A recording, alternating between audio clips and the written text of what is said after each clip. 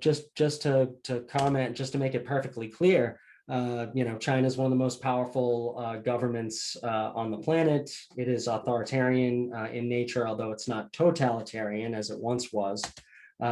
So to think that in a country of over 1 billion people that there aren't human rights violations, I think is pretty naive. Just to be clear, but it's desperately important that we don't let that be used to prepare for a new Cold War, which is going to imperil not only all of the citizens of China, but Americans and everyone in between.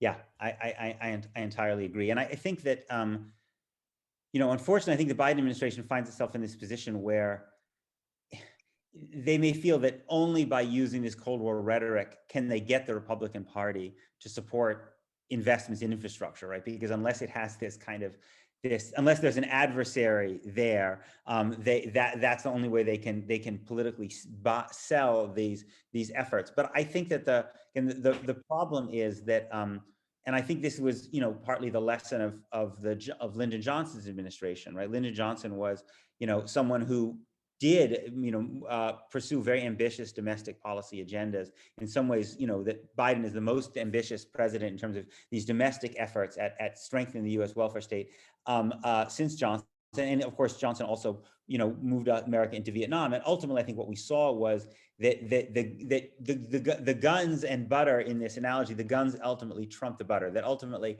that the war in Vietnam was ultimately, this is one of the Martin Luther King talked about, was ultimately devastating for progressive efforts at home. And so I think we have to be more aware than I fear the Biden administration is of the ways in which a Cold War posture with China, for instance, as we say, it makes it impossible to cut the defense budget.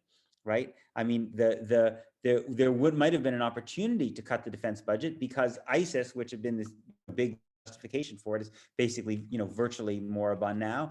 And yet, lo and behold, kind of China emerges just in time to basically give a huge new shot in the arm. And sooner or later, that there are going to be trade-offs between that defense spending and the kind of domestic spending that Biden wants to pursue.